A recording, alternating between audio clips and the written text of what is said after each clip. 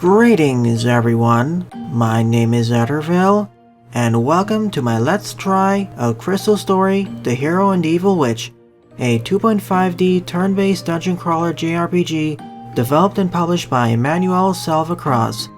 For full disclosure, I received a key from the developer in order to try out the title. These are actually my second impressions, as I didn't like how the first Let's Try turned out, so I'm redoing it. This game was released on May 29th of 2020, and for the looks of it, it's an updated re-release of the original Crystal Story Flash game. The magnificent crystal of power, the source of holy energy that protects this great city.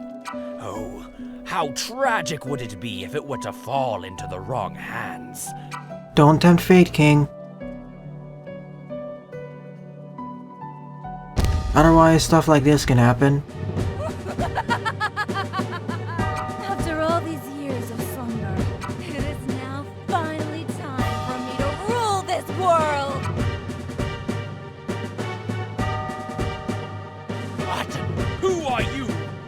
I am the evil witch Rita, By chance, do you know of the other evil witch of the same name? and I will be taking that crystal of power! Oh no! Gods! Seize her! RIP. Fools! You are no match for me! That crystal of power is mine! Heroes! Help! Already, one of the differences from the original game is the increased amount of voice acting.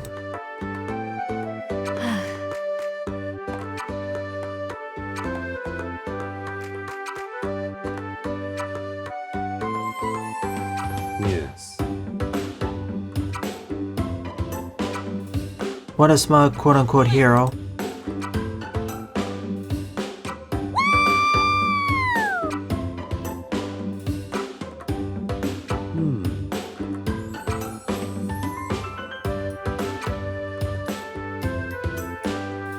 In general, most, if not all, of the story has been kept the same.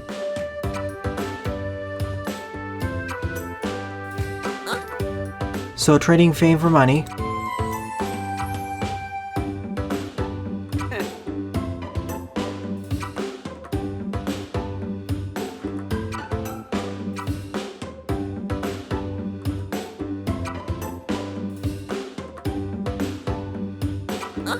Hopefully he doesn't rip us off in the end. Okay. Before we head out, let's take a look at our party members. Tristram, Kaylee, Phobe, and Ruben. Tristram is our jack of all trades. He uses swords and can eventually learn fire magic. Kaylee is our archer, who focuses more on supportive spells. She can eventually learn lightning magic. Phobe is our warrior, focusing much more on physical attacks. She can eventually learn earth magic. And Ruben is our offensive mage. He can eventually learn ice magic. So now let's leave the town and enter the evil cave. I'll be moving around this place using the WASD keys. You can also use a mouse, but I'd rather not because I don't want that visual indicator. Just a lone slime.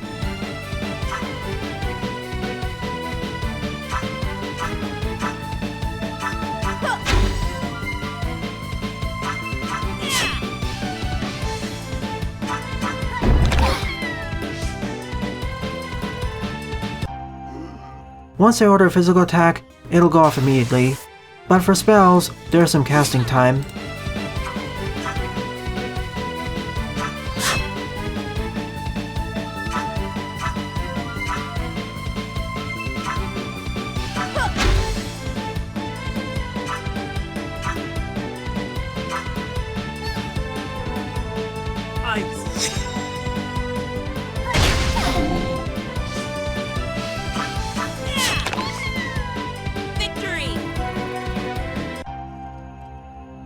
After each battle, HP and MP does not restore. That was a mistake I made during my first Let's Try. I thought it did restore over time.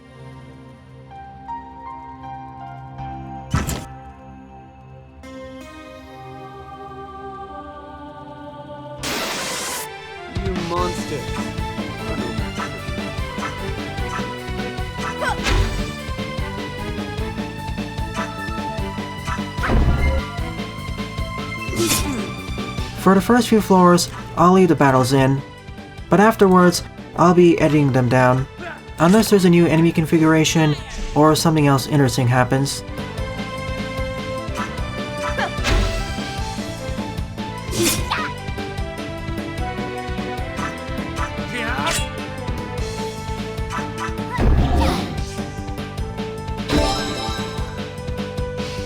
First level up. What it said is that every time I level up, we get a tech point which you can use to allocate here. Each character has their own set of techniques they can learn. Many techniques are shared, however some are unique to each character. Plus the order of techniques learned is different per character.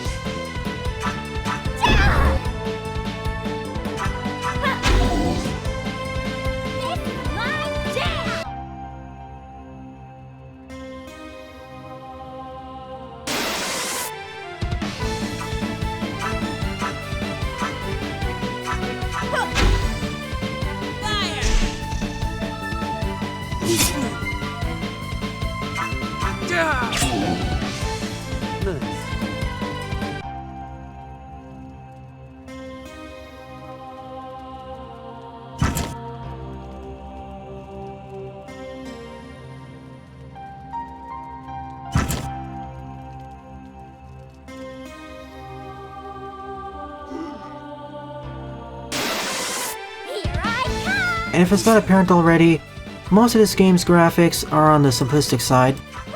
The dungeon graphics have been improved, however. They're now 3D.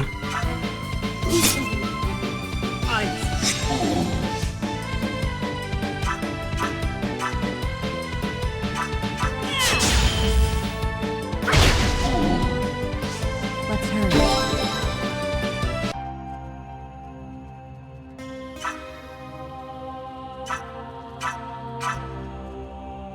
I want more attack for him. She's not that good with magic, so I'll give her more attack. Meanwhile, Kelly and Ruben suck at melee attacks. They're much better suited for magic.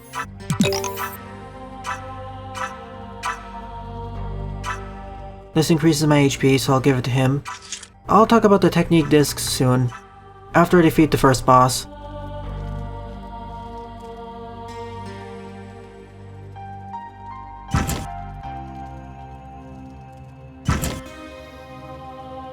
For now, I'll just give her it.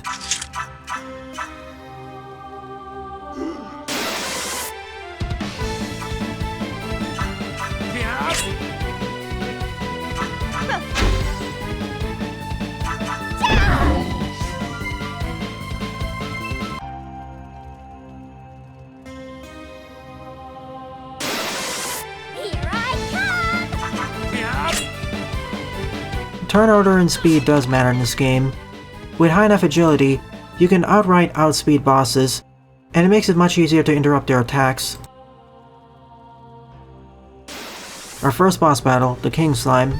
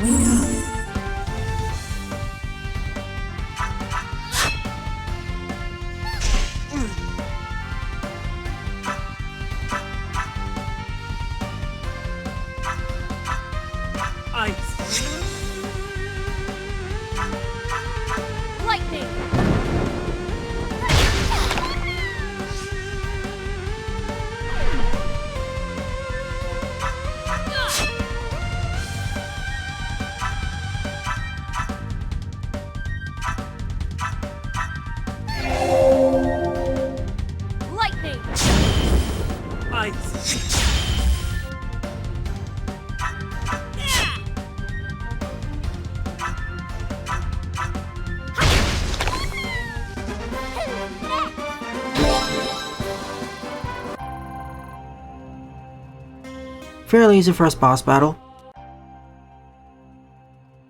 We can choose to get out of here, but I'll do it after this floor is done.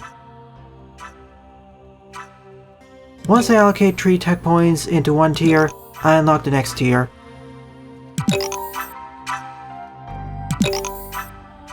Let's talk about the technique discs now. See for example the fire disc that Tristram has equipped. Natively, he doesn't know how to use fire, but with the right disc, he can use it. This applies to all other techniques in the game. For instance, the heal disc, Kaylee doesn't natively know heal yet, but with this equipped, she can use healing. And you can tell what affects each technique or accessory based off the stat beneath it. That's how I know, for example, that Bash is a physical move, whereas Ice is a magical move. A lot of enemies at once.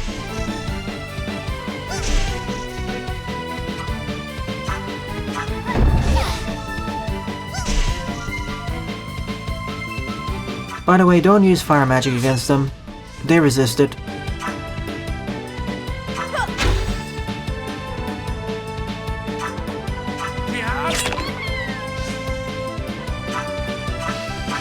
Lightning!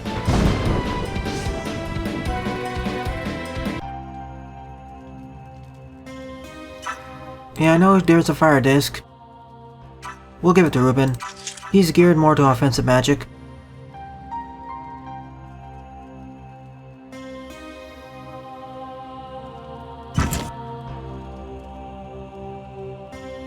Flea disc.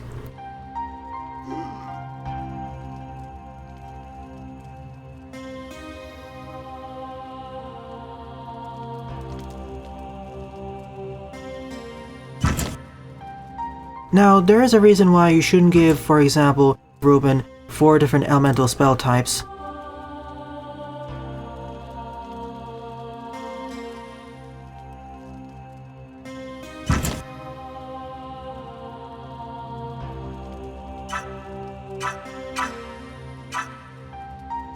The other reason for equipping this? Because they count as accessories, not only do they allow you to use a technique, they can also increase your stats. Oh look, I don't need to go back to the town yet. Sometimes in a dungeon, you can encounter these vending machines.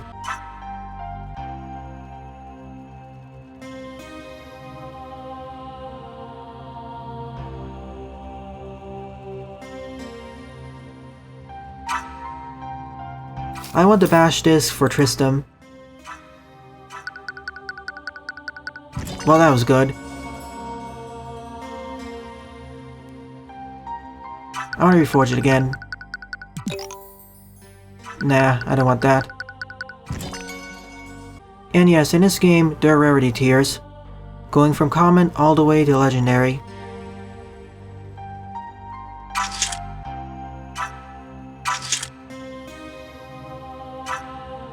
I could give him all of this, but I'm gonna spread it out with Phobe and him.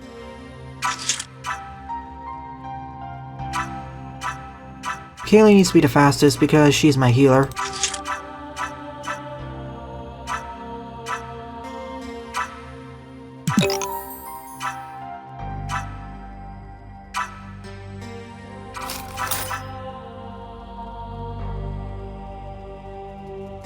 Despite this game having a more simplistic combat system, it does have a nice amount of depth without becoming too complicated.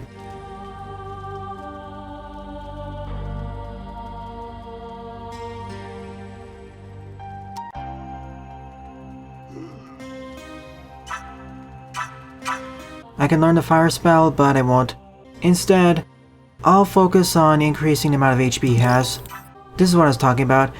There are these elemental mastery skills, which are dependent on each character. As I said earlier, Tristram is fire focused, Kaylee's lightning focused, Phobe is earth focused, and Ruben is ice focused.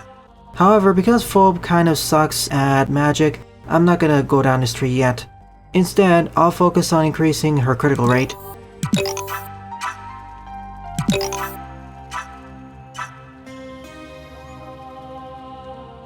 When I first tried out this game, I was worried that the combat was too simplistic. This is not the case. Yet still, I'm worried about this game's success, because even with all these avenues of character and equipment building, the game is still on the simplistic side, and its visuals and music don't stand out at all. It's easily eclipsed by many other JRPGs in the same indie marketplace, and to be frank, this game needed more polish in the visuals department. As you saw during the opening cutscene, there was no walk cycle even. Characters simply slid into position. In this day and age, we at the very least expect a basic walk animation, and it's not like it's aiming for the same graphical style as Wildermyth. There, the lack of a classic walk style was justified.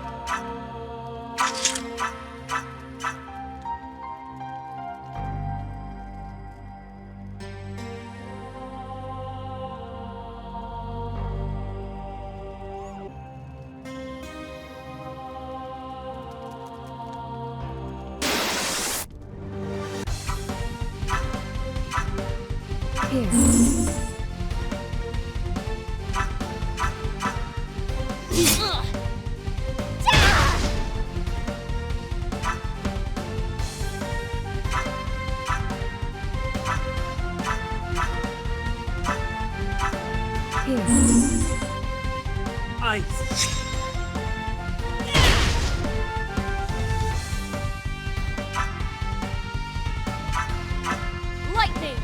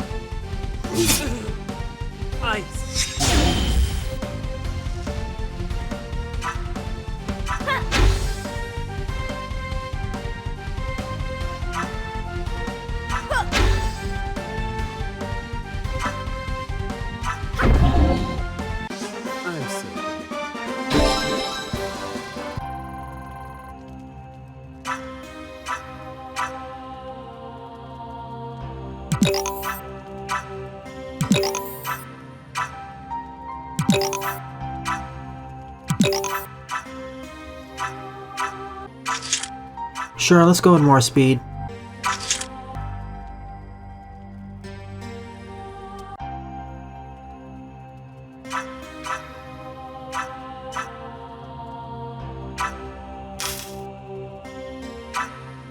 No wait, I wanna reforge that.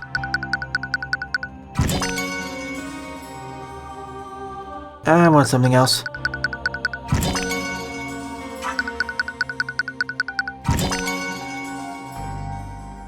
Ah, sure.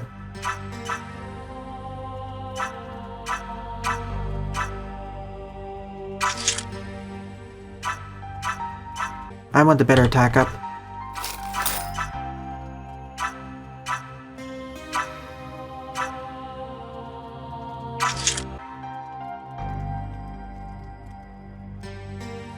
The two previous bosses were more like mini bosses. Upcoming is a major boss.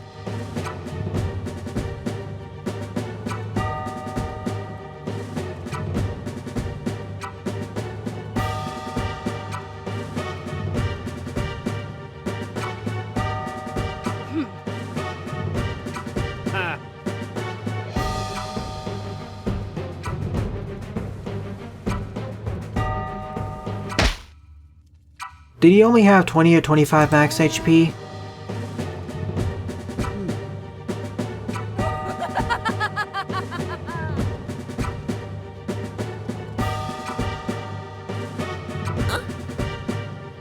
Aw, he looks adorable.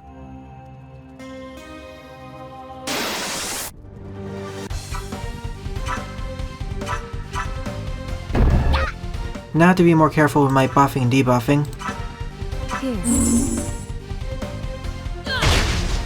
It also seems that status buff spells cast pretty fast.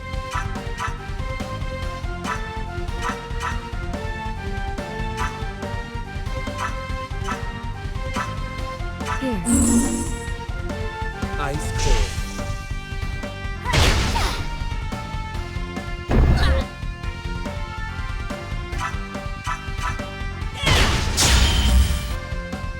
That was an awesome crit. Lightning!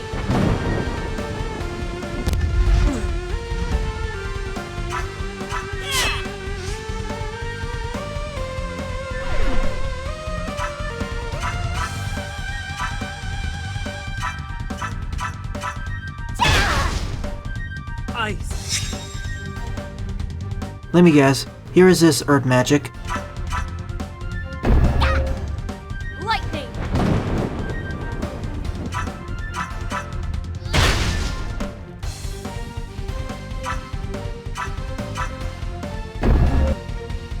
Lightning!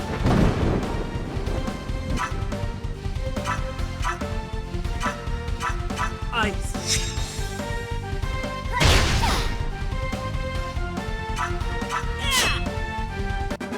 Nothing to it.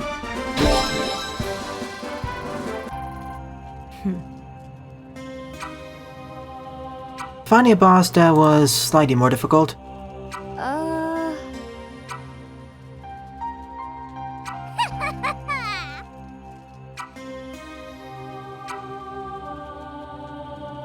Okay.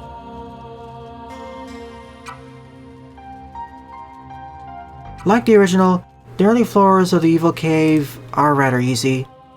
It only starts to get somewhat difficult once you go down here.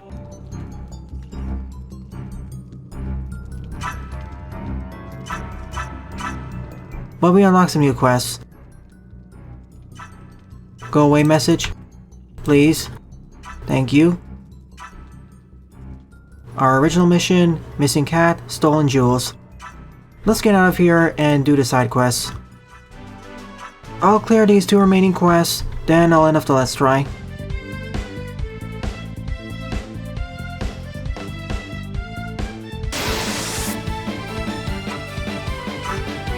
I want to make something clear. This game is not bad. It simply feels like it'll be outclassed by many other games in the genre. I like the customizability, it's just that everything surrounding it feels like it doesn't have enough polish. Now, if this game was released several years ago, my tune would be very different. Ice.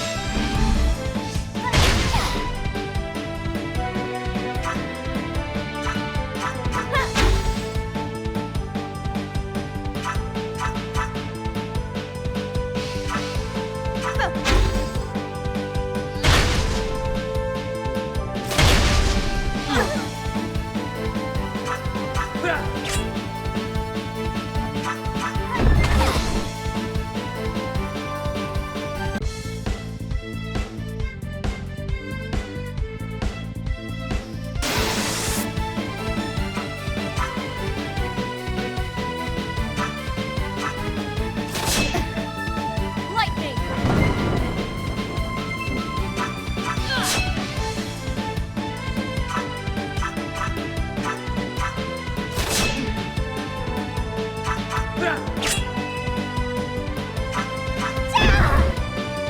Lightning! Let's hurry. I'm a bit too low on health, so let me get out of here.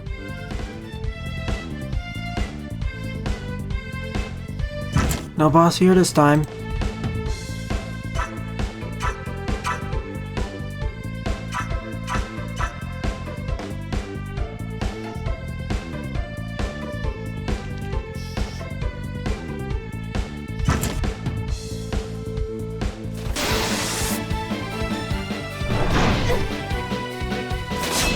It's not too difficult to avoid these enemies. Lightning!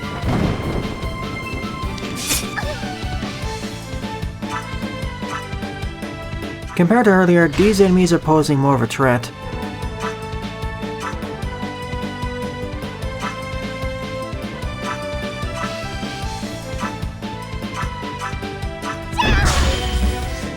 Ice cold.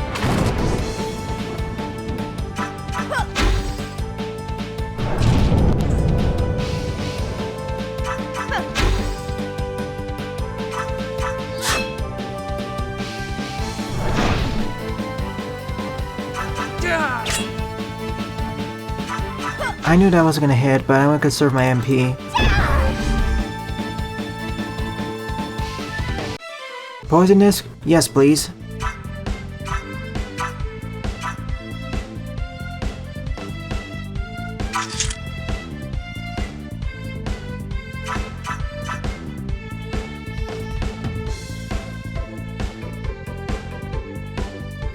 Luckily, we can see the boss from pretty far away.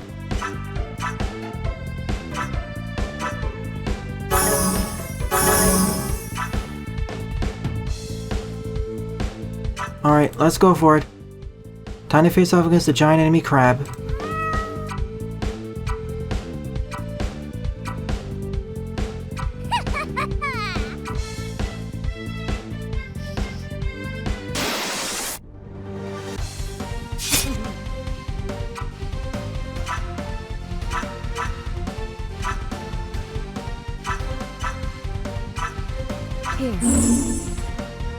If crabs are water-based, then they should be weak to lightning.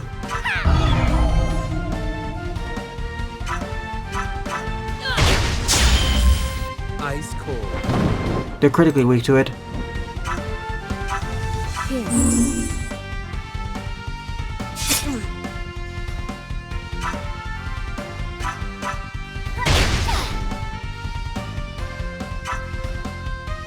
To the point where Ruben and Kaylee are doing a better job. Lightning!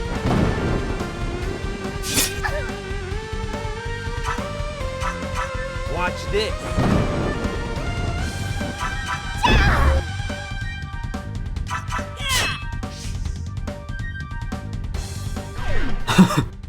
That never fails to amuse me. Lightning! Compared to before, this boss is a bit scary, especially if you don't have lightning.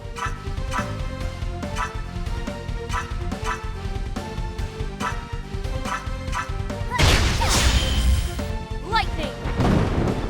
Surrender.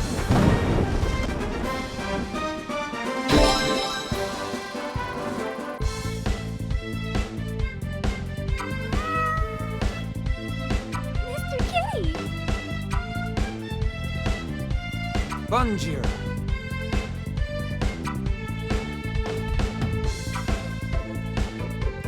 Ruben, at your service.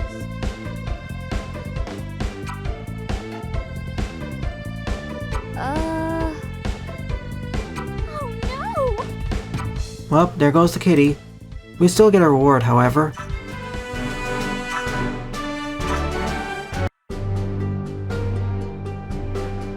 I'm just gonna make a beeline for the boss. Hello! Bonjour.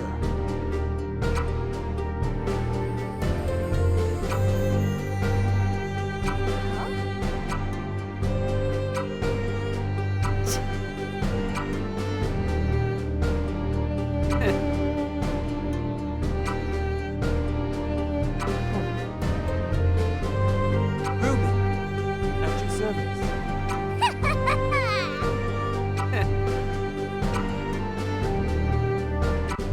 What a quick change of heart. Come on! That's scary. I didn't expect her to have that much HP.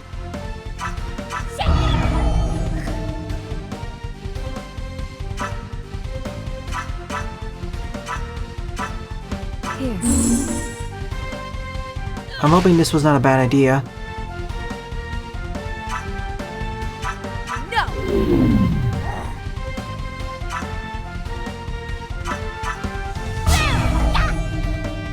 Oh goody, she deals a lot of damage too. Ice.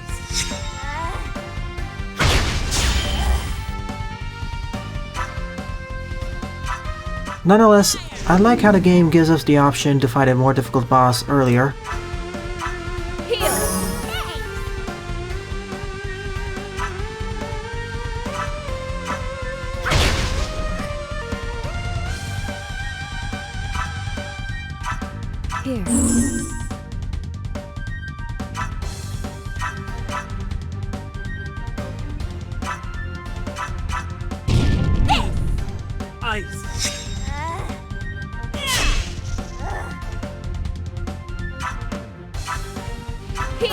Thanks.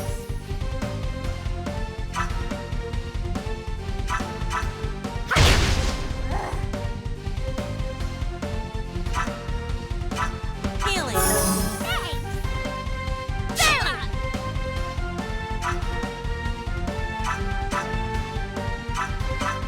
Lightning!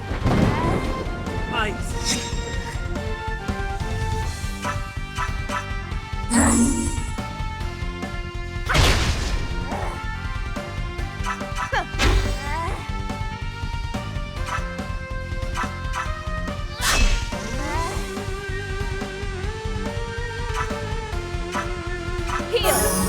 Something else I want to point out is I like how the game actually telegraphs what next attack the monsters will do. Ice. Good, only one phase.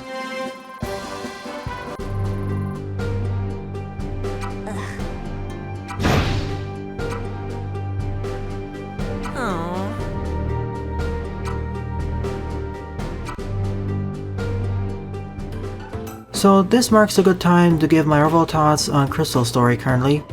I like what the game has to offer. It's a more simplistic classic JRPG without being brain dead simple.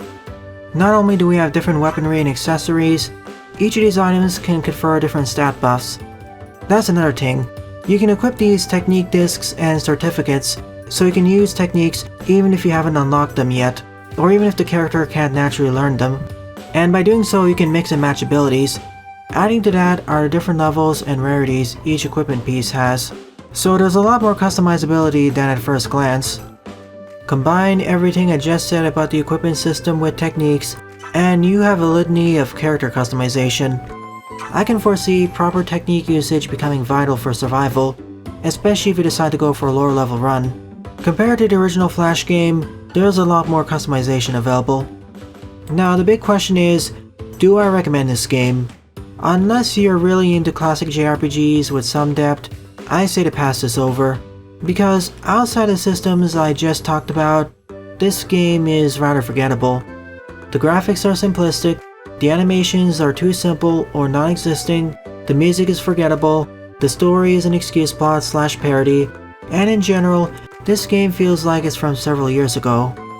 To reiterate, the best parts of this game are the character building, battle system, and replayability, due to the first point. However, for an updated re-release in this time and age, it should have gone further. At its current price point, I'd only recommend the game if you're really into classic JRPGs, or you want to support the dev. Otherwise, I suggest passing over it, or taking a look at its sequel, Crystal Story 2. Again, this is not a bad game, it's simply outclassed by many other indie titles in this day and age. Nonetheless, I wish the best of luck to the developer of this title. Well then, thanks for watching, and have a nice day.